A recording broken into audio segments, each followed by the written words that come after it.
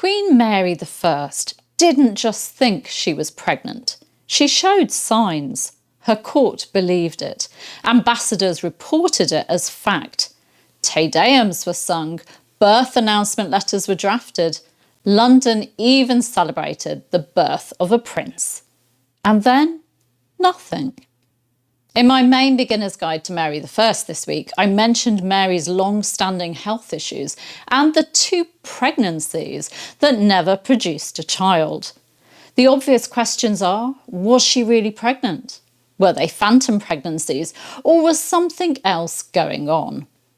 I'm Claire Ridgway, historian and author, and in this extra video this week, I take a closer look at what we know, what we can reasonably infer, and what might explain what happened.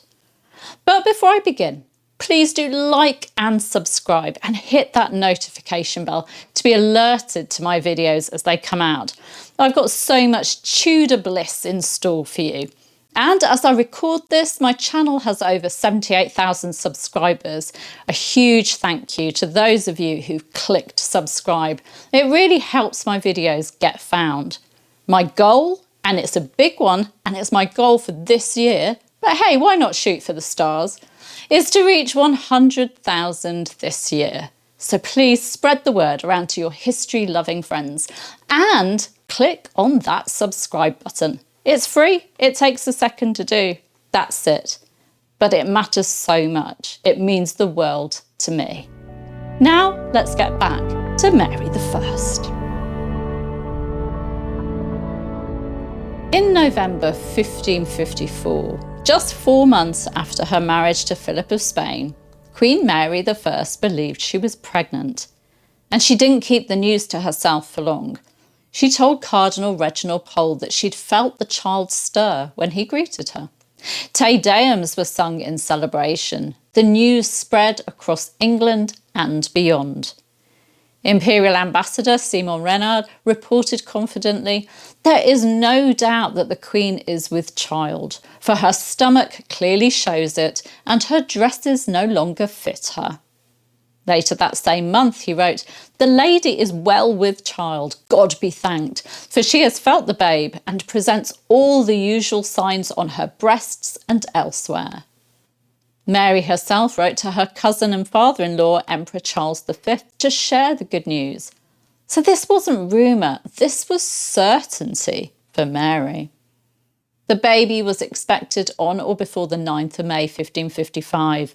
Birth announcement letters were prepared in advance. And in April, Mary withdrew to Hampton Court Palace for her confinement. And on the 30th of April 1555, London erupted with news that the Queen had delivered a prince. Church bells rang, Te Deums was sung. Only the news was false. No child appeared. And it took an emotional toll on the Queen. Mary's biographer Anna Whitelock writes that Mary became increasingly reclusive during this period, wrestling with depression and anxiety. She appeared pale and ill, weeping and praying for labour pains to begin. Her surviving prayer book contains a page with a prayer for the safe delivery of a woman with child, and the pages around it are worn and stained from repeated use. That detail is devastating. This was a woman who believed she was carrying a child, who showed symptoms of pregnancy, and then nothing. There's no record of a stillbirth, just silence. There was no baby, and that must have been not only humiliating for the Queen, but personally devastating. Then, in 1557, Mary believed herself pregnant again. In January 1558, she sent word to Philip that she thought she was 6 months gone.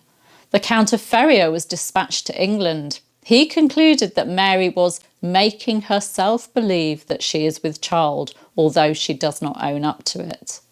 On the 30th of March 1558, believing her due date was near, Mary made her will in case she died in labour.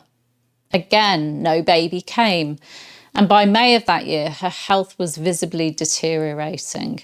She suffered fevers, insomnia, headaches, failing eyesight, melancholy. The Count of Ferrier reported, "She sleeps badly, is weak and suffers from melancholy." By August, she had fevers and dropsy. On the 29th of October 1558, she was recorded as being grievously ill. Her symptoms included confusion, severe headaches, fever, and complete loss of vision. She died on the 17th of November 1558, aged 42. And yes, an influenza epidemic was sweeping London at the time.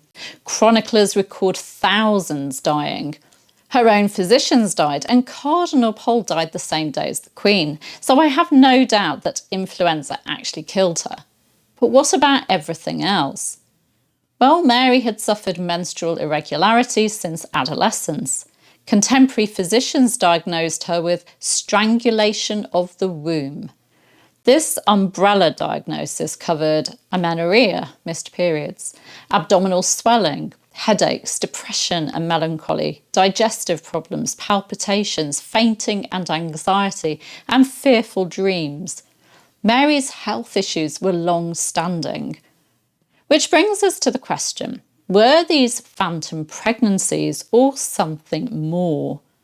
Phantom pregnancy or pseudocyesis is rare. It involves a person genuinely believing they're pregnant and displaying physical symptoms, such as a swollen abdomen, weight gain, missed periods, morning sickness, breast enlargement, and even milk production. It can be triggered by intense psychological and emotional pressure.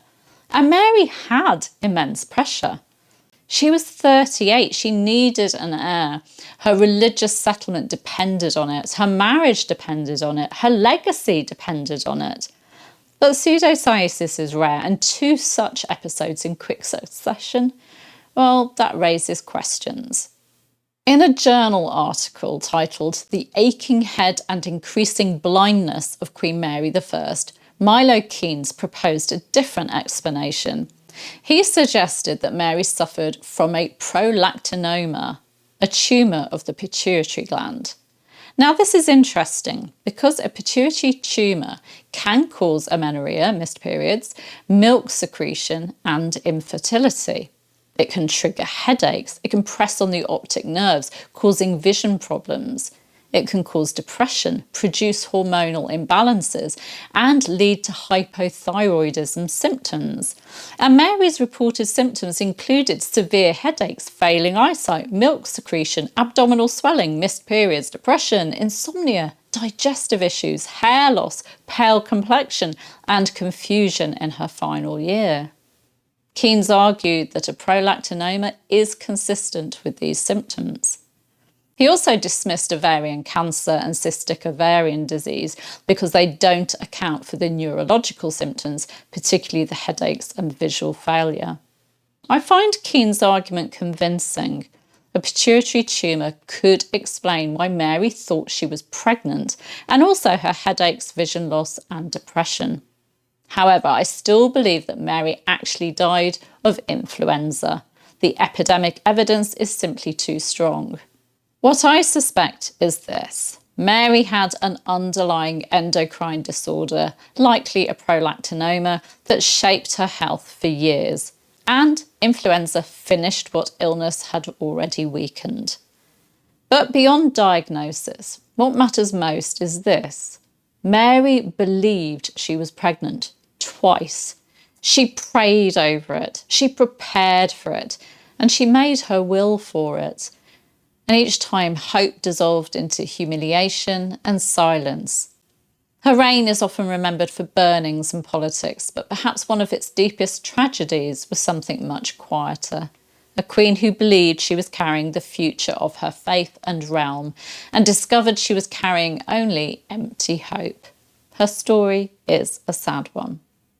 Thank you so much for joining me, and I hope that my videos on Mary have helped flesh out the woman behind the Bloody Mary label. Thank you, and I'll see you soon. Bye-bye.